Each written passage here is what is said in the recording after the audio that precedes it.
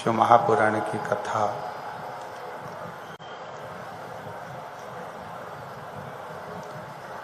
श्रवण करने का सौभाग्य साकरी नगर में भगवान देवादिदेव महादेव की कृपा से प्राप्त हुआ है।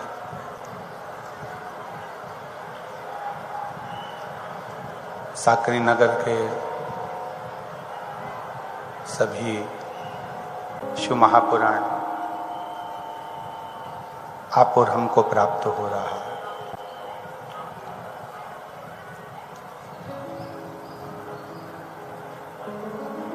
साढ़े 3 करोड़ के इस रोम छिद्र के शरीर में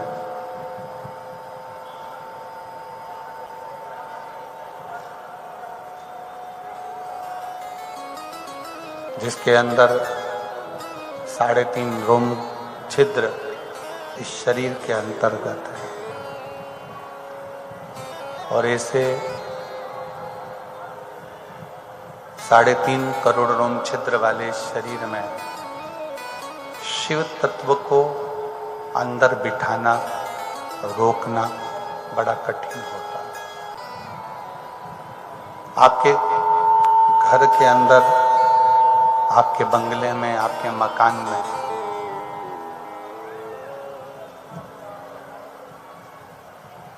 बहुत सारे दरवाजे भी होंगे, बहुत सारी खिड़कियां भी होंगी। अब कितनी खिड़की, कितने दरवाजे, और इतनी खिड़की और दरवाजे अगर हवा को रोकना है तो खिड़की और दरवाजों को बंद करना पड़ता। हवा रोकी जा सकती।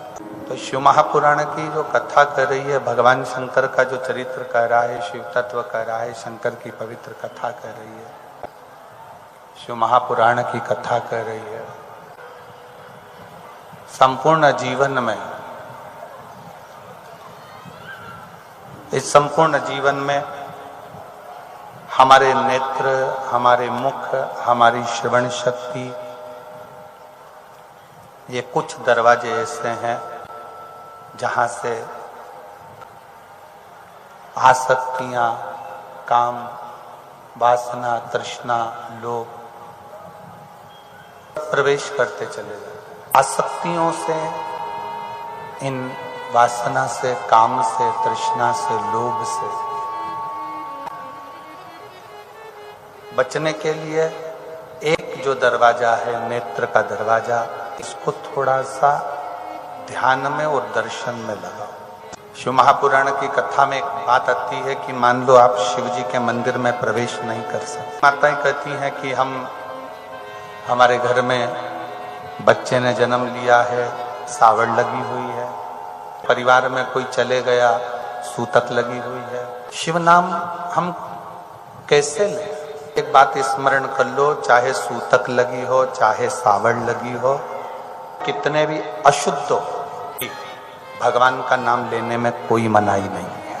परमात्मा का नाम लेने में कोई मनाही, परमात्मा की कथा सुनने की मनाही नहीं है, परमात्मा का नाम लेने की मनाही नहीं। मर जाता है तो कौन सी पुराण होती है? जम के बोलो, गरुण पुराण। किसी किसी घर में लोग गीता जी भी वाचते हैं। कमी हो जाती है तो भी घर के अंदर शिव पुराण, घर के अंदर गरुण पुराण का स्मरण जो आप लोग करते हैं, या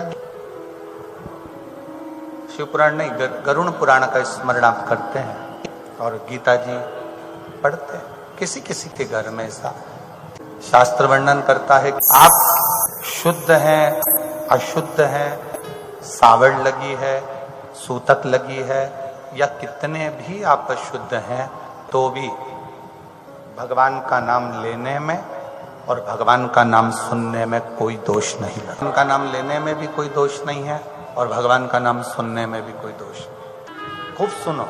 कई माताएं कहती हैं 4 पीढ़ी में, 5 पीढ़ी में, 6 पीढ़ी में, 7 पीढ़ी में कोई चले गया, अब हम कथा सुने कि नहीं सुने, हम मंदिर जाएं कि ना जाएं, कथा भी सुनो, मंदिर भले ना जाकर शिखर का दर्शन करो और शिखर दर्शनम सर्व पाप नाशनम। घर में कथा को भी सुनिए और मंदिर के शिखर का दर्शन।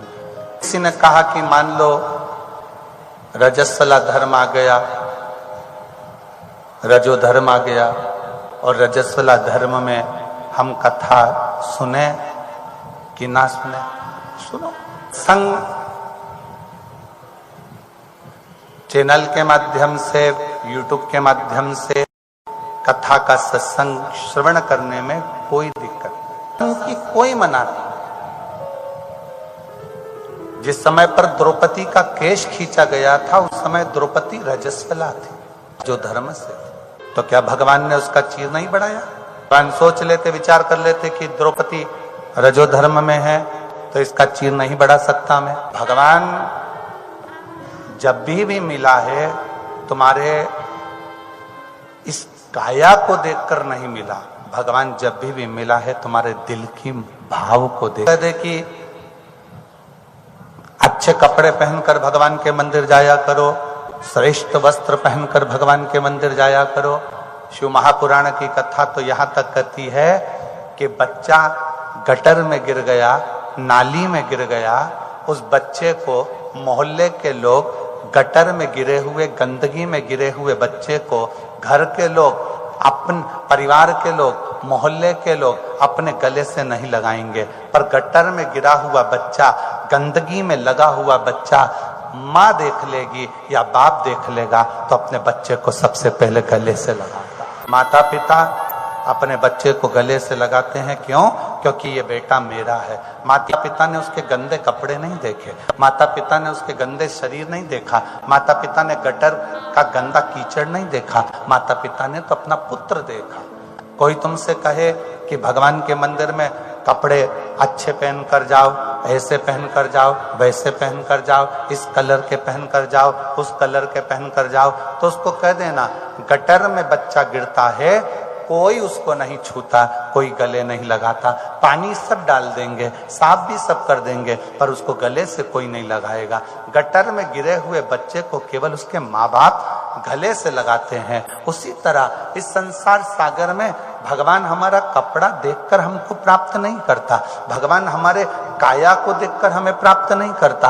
आप गोरे हैं, काले हैं, आप टेढ़े हैं, आड़े हैं, ये भगवान को मतलब नहीं है। भगवान तो ये देखता है कि मेरी औलाद ने मुझे पुकारा है, मेरे बेटे ने मुझे पुकारा, मेरी बेटी ने मुझे पुकारा और मुझे इसे गले से लगा।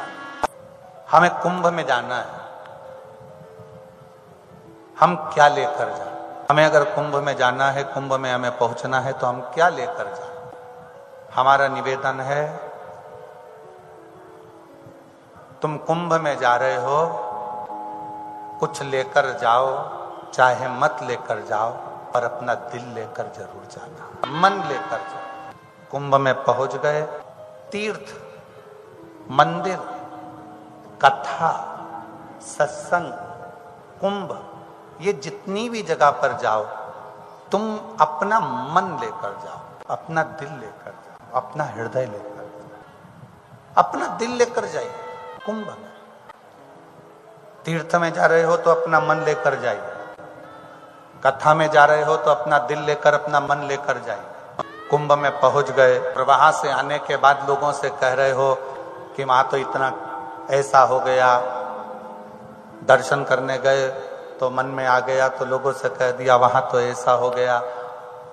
आप यहाँ आ गए कथा में, और कथा में आने के बाद आपने कह दिया कि वहां भैया बहुत धूप थी, ऐसा था, वैसा था, और अन्य बातें आप लोगों ने करी। श्रेष्ठ कथा में, सत्संग में, भजन में, कीर्तन में, स्मरण में, प्रभु के नाम में, प्रभु की भक्ति में जब जाओ तो अपना पूर्ण हृदय रखकर, पूर्ण दिल रखकर, पूर्ण मन रखकर। मंदिर से वापिस घर जाओ तो मंदिर की कभी बुराई मत करना, तीर्थ से घर जाओ तो तीर्थ की कभी बुराई नहीं करना, शिव महापुराण से घर जाओ तो शिव महापुराण की कभी बुराई नहीं करना। चौथा, इन तीन से भी बढ़कर एक चौथा स्थान है जहां की बुराई नहीं करी जाती। वो चौथा स्थान है, एक पिता अपनी लड़की का विवाह कर रहा हो और उसके विवाह में तुम गए हो, कोई कमी अगर रह जाए तो उस बाप की बेटी के विवाह की कभी बुराई मत करना। बाप ने अपनी बेटी की शादी करने में कितना कितना जोड़ा होगा, कैसे कैसे जोड़ा होगा। एक माँ ने अपनी बेटी की विदाई करने के लिए कमाया होगा, ये वही जानती। 300 रुपए की एक भोजन की प्लेट, 500 रुपए की एक बफेट की प्लेट भोजन की, वो भोजन की प्लेट 500 रुपए की प्लेट उठाई और 500 रुपए जुड़ गए। कैटरिंग वाले ने 300-500 रुपए जोड़ लिए। एक प्लेट उठी, और बच्चों को ये उपदेश दो कि एक प्लेट उठाने पर किसी गरीबड़े के, उस बाप के बेटी के घर में 500 रुपए खत्म हो गए। तुमने 500 का लिफाफा दिया, 4 लोग चले गए, 4 प्लेट उठी, 2000 रुपए तो तुम्हारे वैसे ही खर्च हो गए उस पिता के, और लिफाफा तुम 500 रुपए का देकर आए, 1500 रुपए का तो उसको चूना लगा कर आ गए और कहा हम उसकी लड़की के घर की शादी में कन्यादान कर कर आए, हम बेटी की शादी में कन्यादान कर कर आए। नहीं, कन्यादान करने से भी ज्यादा बड़ा है कि किसी गरीबड़े की बेटी की शादी हो, वहां तुम प्रसन्न चित्त से खड़े होकर उस बाप को इतना कह दो कि तुम चिंता मत करो, मैं खड़ा हूं, शादी संभाल लूंगा, तुम अपना। जब कुबेरेश्वर बाबा की धर्मशाला बनकर तैयार हो जाएगी ना, जो आप सब लोगों के सहयोग से जो हॉल बन रहे हैं, कमरे बन रहे हैं, जो धर्मशाला का निर्माण हो रहा है, तो कुबेरेश्वर बाबा की जब धर्मशाला बनकर तैयार हो जाएगी, आपका शुल्क लगा है उसमें, आपका पैसा लगा है उसमें, आपका एक एक रुपया लगा है उसमें। उस धर्मशाला का एक नियम रखेंगे कि किसी बेटी की अगर किसी बाप को शादी करना है तो वहां 25-30 लोगों को लेकर आए, लड़के वाले भी 25-30 आए, उनके भोजन की व्यवस्था भी समिति निशुल्क करेगी, कन्यादान दहेज भी समिति देगी, और आए हुए बारातियों का भोजन भी समिति कराएगी, और बेटी की विदाई भी समिति करेगी। बाबा के धाम से अगर विवाह होगा तो आशीर्वाद तो मेरा कुबेर भंडारी ऐसा देकर भेजेगा कि उस बेटी की जिंदगी में कभी कमी नहीं आए। दहेज भी बाबा देगा, समिति देगी, 25 लड़के वाले 25 लड़की वाले आएंगे, आराम से शादी करेंगे, और दहेज भी उनको देकर बाबा विदा करेगा, और आशीर्वाद मेरा कुबेर भंडारी इतना देगा कि उसके जीवन में कभी लक्ष्मी की तो कमी आने वाली नहीं। बनाया गया वो धर्मशाला, तुम्हारे द्वारा निर्माण करी गई वो भवन तुम्हारे द्वारा बनाया गया। लोग कहते हैं गुरुजी हमको कमरा बनवाना है, हमने कहा कि अगर कमरा अगर पूरा हो गया है तो जो हाल बन रहा है उस हाल में आपका अगर कोई सहयोग राशि लग सकती है तो लगा लो। आने वाले समय में जब इतनी बेटियों की शादी उस धर्मशाला से आपके छत के नीचे होगी तो शायद थोड़ा सा पुण्य आपके विभाग्य में आ जाए कि बेटी को दामाद को लेकर आना है और विवाह करना है और जाना। पंडित भी वहीं रहेगा, भोजन भी वहीं रहेगा, रुकने की व्यवस्था भी वहीं रहेगी, सब व्यवस्था वहां रहेगी, सब बाबा के भरोसे। मंदिर में जल चढ़ाकर वापिस लौटो तो बुराई मत करो, तीर्थ से दर्शन कर कर पहुंचो तो बुराई मत करो। कुंभ जा रहे हो, गंगा यमुना सरस्वती कावेरी गोदावरी सरयू छिप्रा का स्नान कर कर जा रहे हो, वापिस जाकर निंदा मत करो।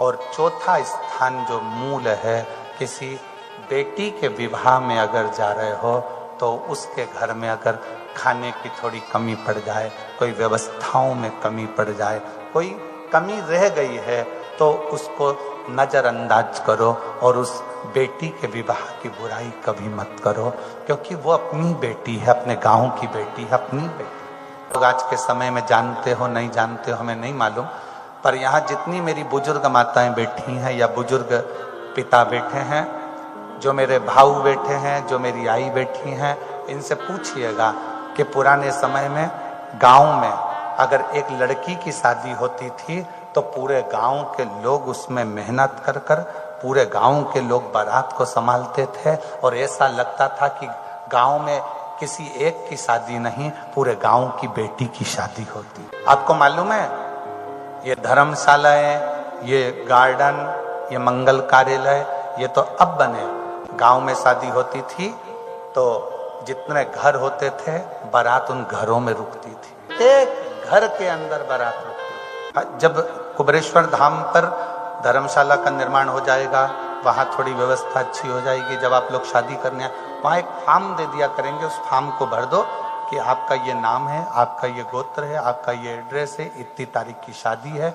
उस फॉर्म को आपने भर दिया, एक स्लिप ले ली, आप अपने आ गए, शादी के दिन आप पहुंच गए, मंगल विवाह हुआ।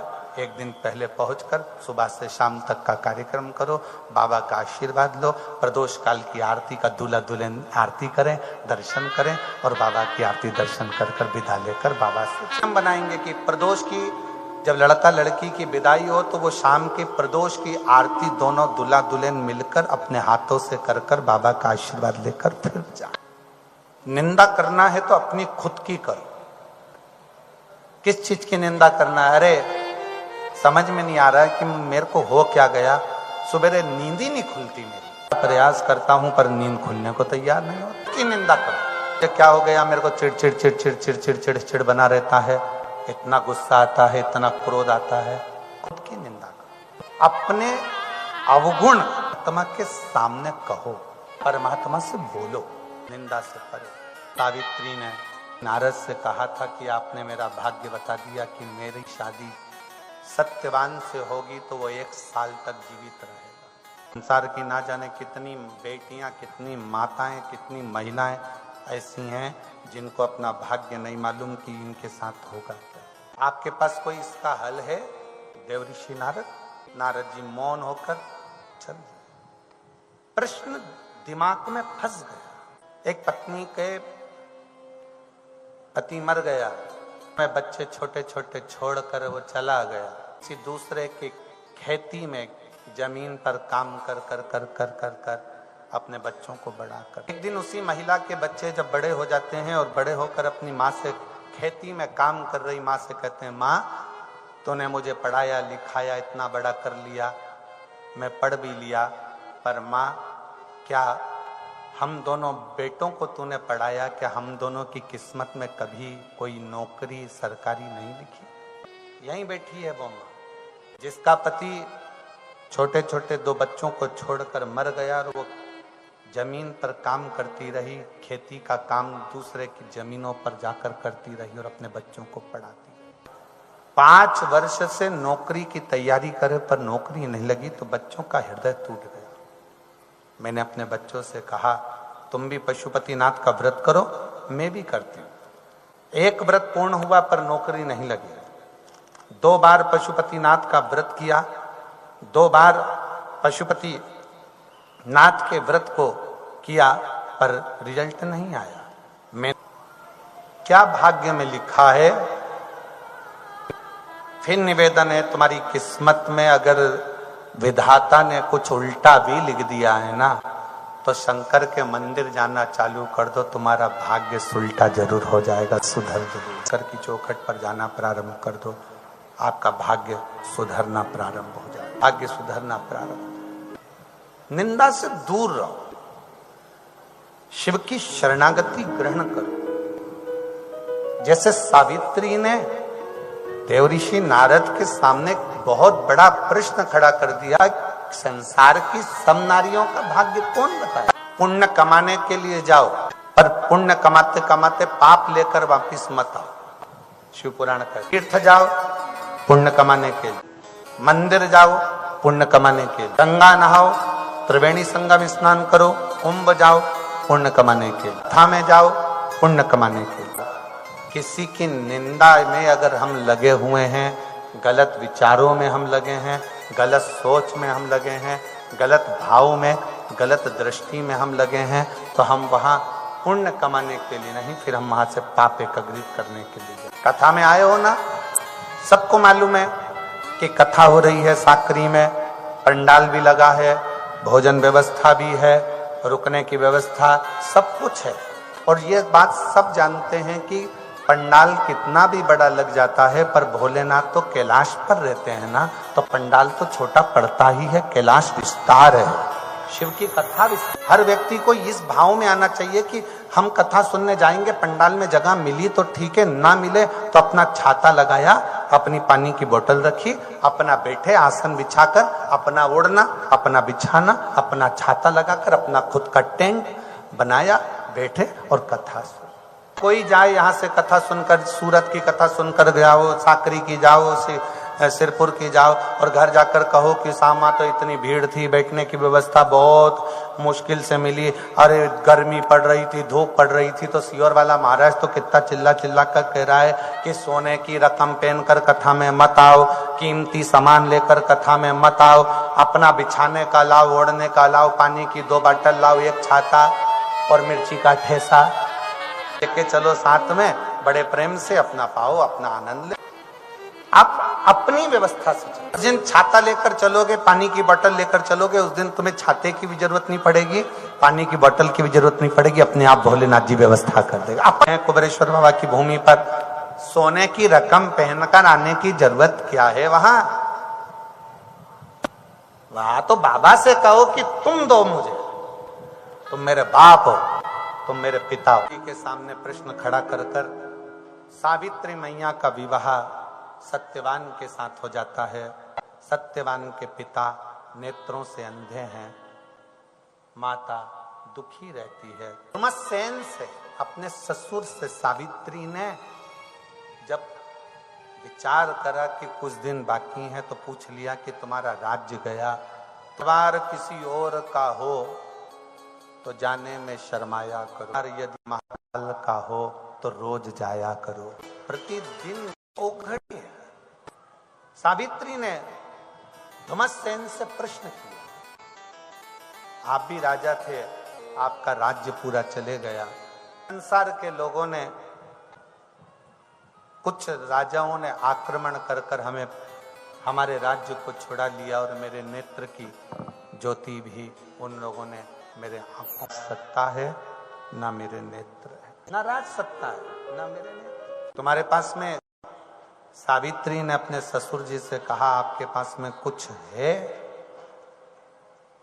कुछ है? बुजुर्ग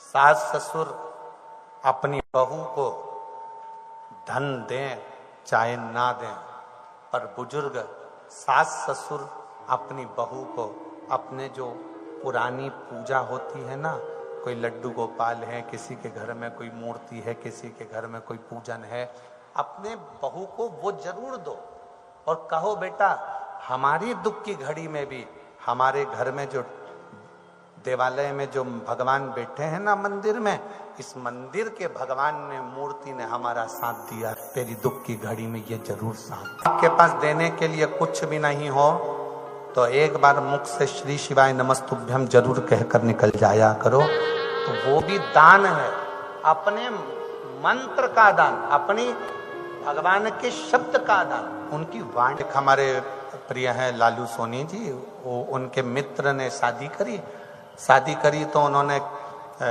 कोई राजपूत है, उन्होंने पत्रिका छपाई। उस पत्रिका का जो लिफाफा था, जिस लिफाफे में वो कार्ड डाल रहे थे, उसमें उन्होंने एक स्लिप चिपकाने वाली दरवाजे पर श्री शिवाय नमस्तुभ्यम की उसी के अंदर रख दी, और जहां पत्रिका देने जाते थे वहां कहते थे कि इसमें एक स्लिप भी पड़ी है, शादी में आओ जरूर पधारो, और अगर नहीं भी आ पाओ तो इसमें स्लिप है श्री शिवाय नमस्तुभ्यम की। अपने खुद के घर के दरवाजे पर वो स्लिप चिपकाना जरूर, जिससे आपके घर में आने वाले की जिंदगी भी खुशहाल हो और आपकी जिंदगी भी खुशहाल। आज तो जा ही रहा था, वो स्लिप भी उन्होंने उसमें रख दी कि आप ये स्लिप सबके घर घर जाएगी, लोग अपने दरवाजे पर उसको चिपकाएंगे, अपने जीवन को कृतार्थ करें। ये तारीख को लगाया, वो तारीख भी लिख के रखो। जैसे बल्ब आता है ना CFL का, उस बल्ब पे लिखा रहता है इतनी तारीख का बल्ब है, अगर बीच में बेकार हो गया तो कंपनी वापस ले लेती। तारीख भी लिख लो तुम तो कि हमने इतनी तारीख को लगाया, और देखना पहले के साल और एक साल के अंदर कितना फर्क गिरता है, आपको मालूम पड़ जाएगा कि सुख आता है कि नहीं, कष्ट दूर होता है कि नहीं होता, तकलीफें जाती है कि नहीं जाती। गले में एक शिवलिंग, हम सत्यवान के पिताजी ने कहा कि मेरे पास में एक शिवलिंग है। धर्मसेन बोले छोटा सा शिवलिंग मेरी पूंजी है। सावित्री जी बोली कि पिताजी बस पूरा राज्य चले जाए जाने दो, पूरा वैभव चले गया जाने दो, पर आपने अपना शिवलिंग नहीं जाने दिया तो यह भी पक्का है कि शंकर आपका पूरा वैभव राज्य वापिस लेकर आओ। किस लिए? आप शंकर जी के मंदिर में एक लोटा जल चढ़ाने जा रहे हो और भोलेनाथ जी आपकी झोली भरते जा रहे हैं, भोलेनाथ बाबा आपके ऊपर कृपा करते जा रहे हैं, शंकर जी सबकी मनोकामना पूर्ण करते जा रहे हैं। किस लिए? क्योंकि आपके अंदर शंकर के प्रति विश्वास आ गया और आप जान गए कि मृत्यु लोक का देव है देव अधिदेव महा। राम जी भी जिसकी पूजन करते हैं, भगवान कृष्ण भी जिसकी पूजन करते हैं, वो देव अधिदेव महा। बोल बम का नारा है बाबा। ये आप जान गए कि बाबा हमारा सहारा है, गया कि शंकर पर जल चढ़ाएंगे और हमारा सारा दुख मिटेगा। सावित्री समझ गई मेरा पति सत्यवान, 1 साल होने में केवल 2 दिन बचे हैं, शिव मेरे पति को वापस देगा, क्योंकि उसका नाम कालाधिपति महा। पर विजय करने वाला केवल एक है, वो देव अधिदेव महादेव।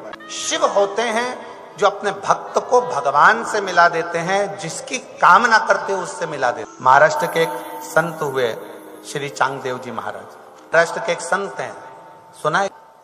चांगदेव जी महाराज शिव के बड़े उपासक, शंकर के बड़े उपासक।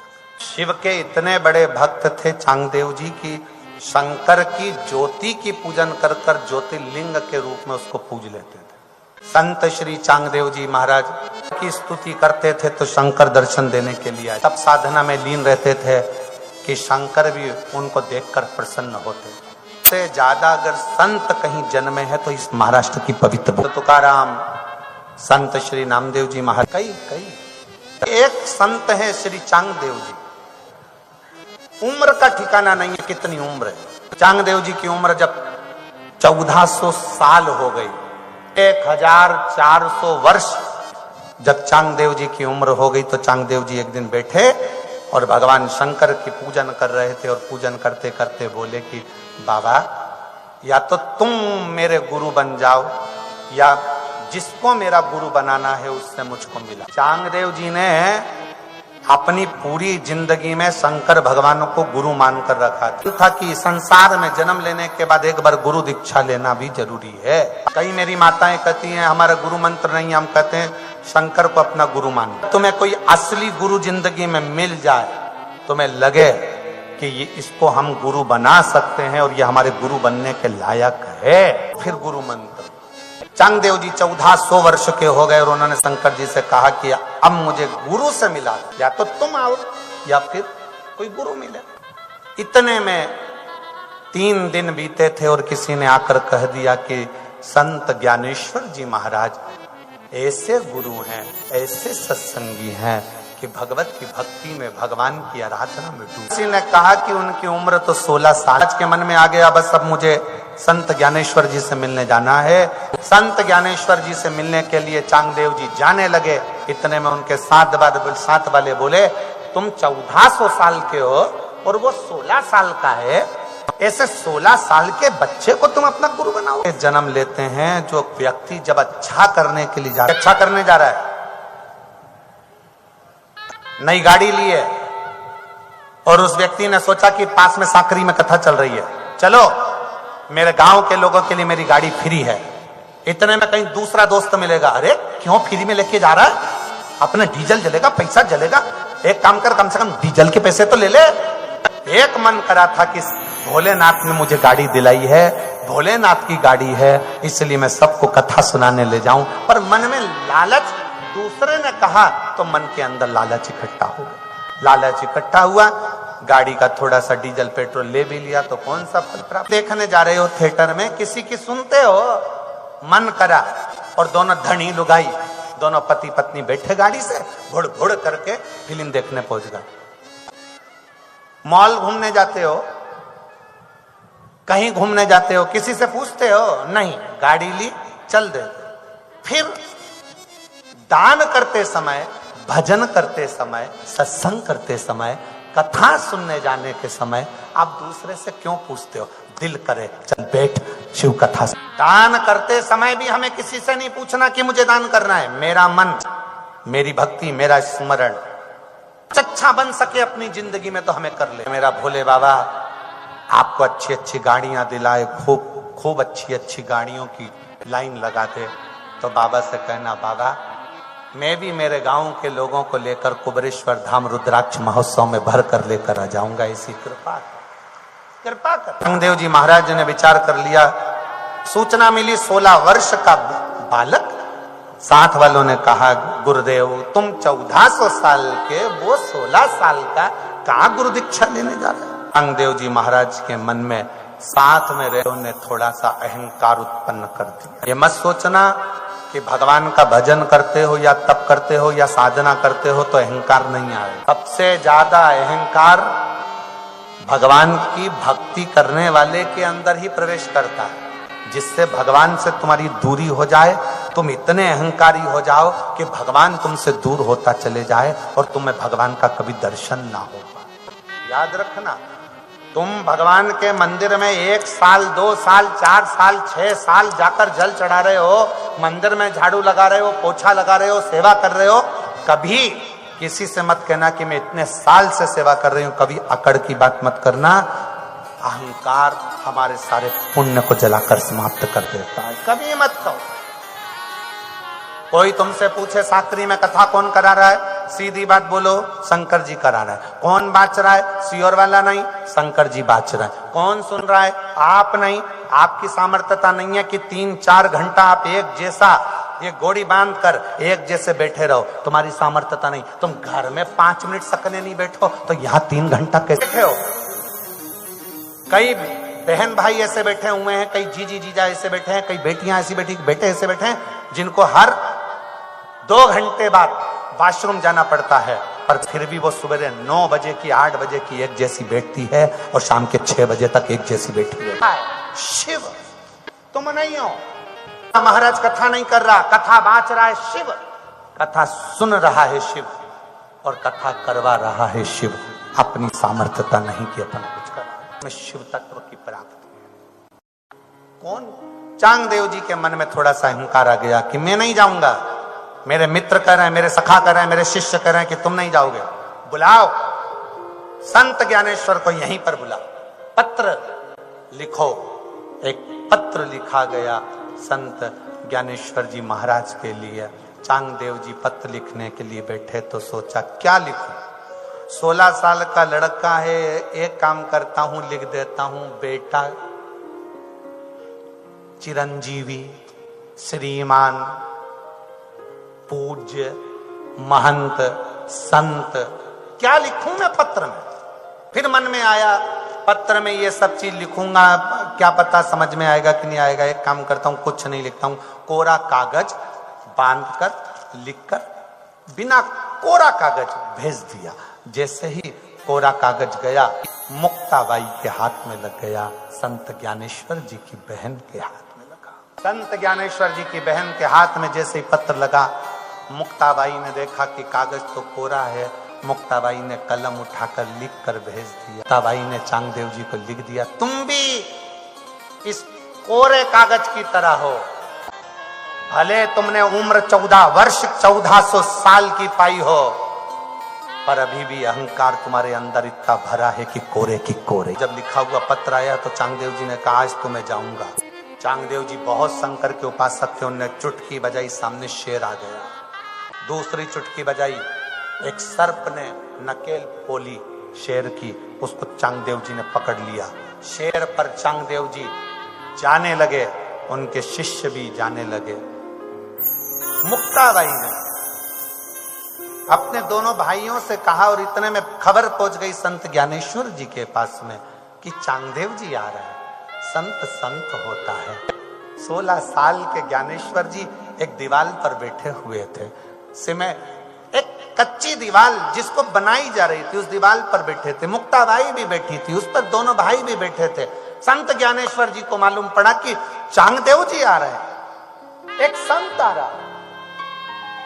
उसके मन में भले अभिमत आ जाए, पर संत ज्ञानेश्वर जी ने सोचा, चांगदेव जी आ रहे हैं, शंकर के भक्त आ रहे हैं, शिव के उपासक कर रहे। चांगदेव जी ने दीवाल को हाथ से थपथपाया, चल संत से मिलना है। दीवाल इधर से जा रही थी, उस पर मुक्ताबाई दोनों भाई और ज्ञानेश्वर जी बैठे थे। उधर से शेर पर चांगदेव जी आ रहे थे। शेर रुक गया दीवाल को देखकर।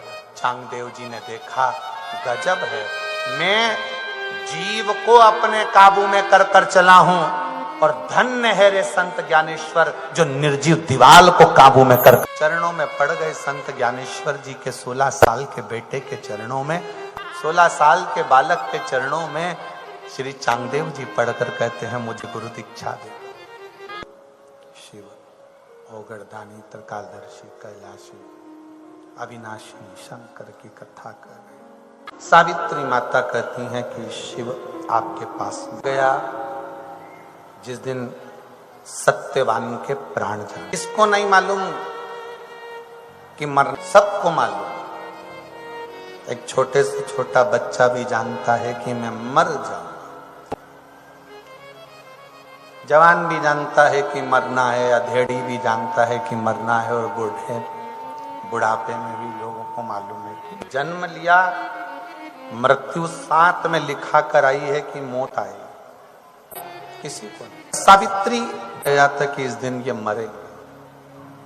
भगवान शंकर से एक बात जरूर कहना, भगवान शंकर से कहा करो, भोलेनाथ जब तू जन्म देता है ना तो 9 महीने पहले सूचना दे देता है कि कोई बच्चा पैदा होने वाला है। जन्म की सूचना मेरे शंकर अगर तुम 9 महीने पहले दे देते हो तो मरने की सूचना कम से कम 9 मिनट पहले, कम से कम 9 मिनट पहले दो तो हम कम से कम भगवान की भक्ति कर लें, भजन कर लें, कीर्तन कर लें। कोई बसियत मसीयत लिखना हो तो सिग्नेचर कर पुरा के नहीं। कहते हैं कि जन्म की सूचना भले मैं 9 महीने पहले दे दूं, पर मरने की सूचना में 9 मिनट पहले नहीं दे सकता, क्योंकि 9 मिनट में तू राजा खटवाक का चरित्र कहता है। एक क्षण में प्राण छूटना है राजा खटवाक के, और भगवान का नाम लेकर चले गया तो उसको बैकुंठ पहुंचा दिया गया, क्योंकि एक क्षण में भगवान की भक्ति कर लिया। एक सूचना नहीं देगा। आप सबसे निवेदन है, वो सूचना नहीं देगा कि कब मरना है, पर रोज ऐसे भजन करो कि हो सकता है कौन सा पला करियो। सावित्री ने, सत्यवान जा रहे थे वन में, सावित्री कहती है कि मैं तुम्हारे साथ आज वन में चलूंगी। सत्यवान बोले मुझे लकड़ी लाना है, संविधा लाना है भोजन के लिए। सावित्री ने अपने ससुर और सास से कहा कि मुझे जाने दो इनके साथ में। ठीक है बेटा जाओ। चल जाते जाते सावित्री एक काम कर गई जो हम हमेशा आपको कहते आए हैं, वो सावित्री ने आज कर दिया। अपने ससुर से वो शिवलिंग का दर्शन मांग लिया कि जो शिवलिंग आपके पास में रखा है उसका एक बार दर्शन करा।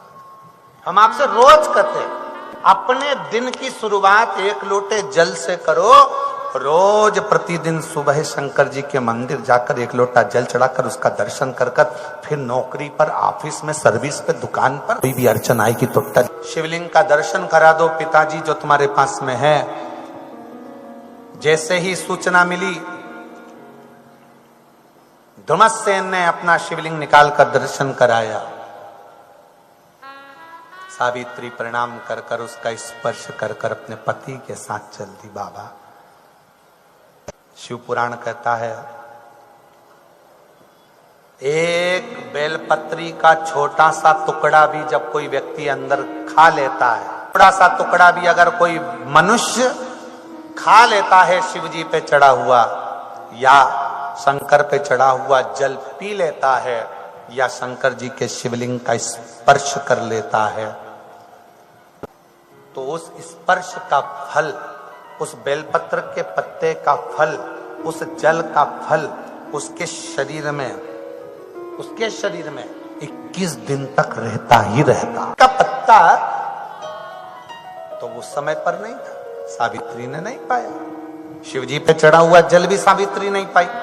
केवल शंकर के शिवलिंग का स्पर्श करा, प्रणाम करा, दर्शन किया और सावित्री कर शिव के आश्रय। अपने घर से निकलो तो एक लोटा जल चढ़ा, अपने घर से निकलो तो शिव का स्पर्श, भले छोटा सा कंकर शंकर हो, छोटी सी शिवपिंडी हो, शिवलिंग हो, छोटा सा शिवलिंग तुम्हारे घर में हो, भले नंदी हो ना हो, सर्प हो ना हो, पर शिवलिंग सुनो, नाम जाप स्मरण करो, शिव को याद करो, राम को याद करो, कृष्ण को याद करो, उसका भजन करो, कीर्तन करो, मंत्र जाप करो, कथा स्मरण करो। ये सब रजो धर्म के समय पर भगवान शंकर का शिवलिंग का स्पर्श नहीं कर, देवता का स्पर्श। जन्म ले लिया, सावड़ लग गई, कोई पीढ़ी दर पीढ़ी में चला गया, सूतक लग गई, तो भी भगवान की कथा भजन कीर्तन मंत्र जाप कर सकते, स्मरण। मंदिर नहीं जा सकते, मत जाओ, भगवान को नहीं छू सकते, मत छुओ, पर भजन कथा सत्संग स्मरण करो। शिव कथा कह रही है, भगवान शंकर का चरित्र कह रहा है, शिव महापुराण की कथा कह रही है। शिवरात्रि जी ने भगवान शंकर का स्पर्श कर प्रणाम। सत्यवान के साथ वन में गई, सत्यवान वृक्ष पे से लकड़ी काट रहा था, थोड़ा सा सर में दर्द हुआ, सावित्री से कहा मुझे दर्द है। सावित्री ने कहा आप नीचे उतरो। बड़ का पेड़ था, जिस वट वृक्ष के नीचे सावित्री अपने पति का सिर गोदी में रखी। किसका पेड़ है? जम के बोलो जरा, कौन सा वृक्ष? वट वृक्ष, बड़ का पेड़ का प्रतीक है वट वृक्ष, विश्वास का प्रतीक है वट वृक्ष। निवेदन है, अगर कोई तुमसे कह दे कि तुम्हारा ग्रह बेकार चल रहा है, तुम्हारे राशियां बेकार चल रही है, तुम्हारे दोष है, कोई कह दे कि तुम्हारे ऊपर ये दोष है, कोई कह दे तुम्हारे ऊपर वो दोष है, कोई कह दे तुम्हारे नक्षत्र बेकार चल रहे हैं, कोई कहे तुम्हारा एक्सीडेंट का योग है, कोई कहे तुम्हारा ये योग चल रहा है, कुछ कर सको ना कर सको, एक काम जरूर करना, किसी बड़ के पेड़ के नीचे, बट वृक्ष के नीचे थोड़ी देर बैठकर रोज प्रतिदिन श्री शिवाय नमस्तुभ्यम का जाप करना प्रारंभ करो, या पंचाक्षर मंत्र जपो नमः शिवाय, या षडाक्षर मंत्र जपो ओम नमः शिवाय, या महामृत्युंजय मंत्र जपो। पर शंकर का नाम अगर बट वृक्ष की छांव में बैठकर किया जाता है तो अकाल मृत्यु भी टल। बट वृक्ष की छांव में अगर तप किया जाए, भजन किया जाए, मंत्र कर भगवान का भजन करते हैं तो शिव तत्व हमारे ऊपर कृपा करता है, करता ही है। शंकर की कथा कह रही है, शिव पुराण कहती है, सावित्री पति का सिर गोद में रखकर बैठ गई। बड़ का पेड़ विश्वास का प्रतीक है।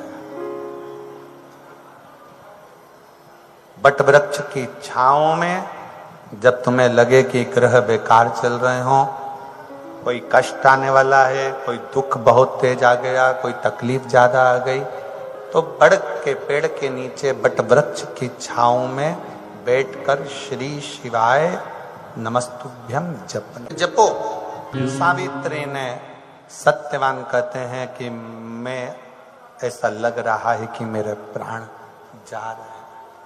क्या देखा सावित्री ने कि सामने एक काला सा मस्तक पर हीरे रतन का मुकुट पहना हुआ, हाथ में गदा, भैंसे पर सवार एक सामने यम। अभी तुमने सुना, तुमने देखा ये कि यमराज भी सामने आकर खड़ा होकर बात कर रहा।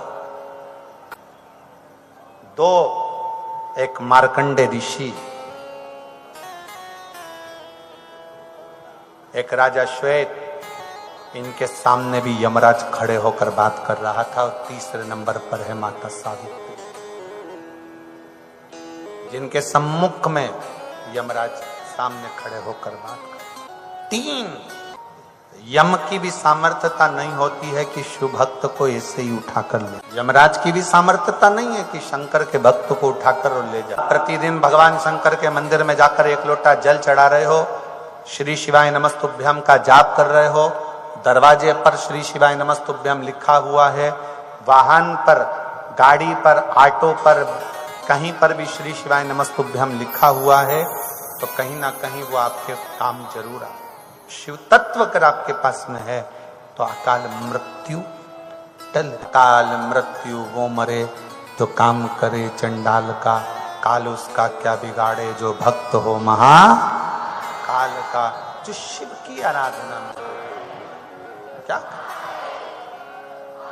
सामने यम खड़ा, सावित्री तुम्हारे पति को लेकर जाओ। सावित्री कहती है ये मेरे पति हैं, मैं जाने नहीं दूंगी। सावित्री कहती हैं कि मेरे पति शिव की आराधना करते हैं और मैं शंकर का स्पर्श। आज ने कहा तुम्हारे स्पर्श के कारणवश ही हम तुम्हारे सामने आकर खड़े हो गए हैं और तुमसे पूछ रहे हैं कि इसको ले जाओ। लगे आप अपना कर्म करो, मैं अपना कर्म करूंगी। शिव महापुराण की कथा कहती है शंकर के भक्त को अपने कर्म में लगे रहना चाहिए, बाकी का निर्णय तो शंकर का। यमराज ले जाने लगे, सावित्री पीछे पीछे जाने लगी। आखिरी में यमराज ने सावित्री से कहा कि तुम शंकर का स्पर्श कर कर आई हो, इसलिए मेरा मन है कि तुम कुछ मांग लो। 4 वर मांगे।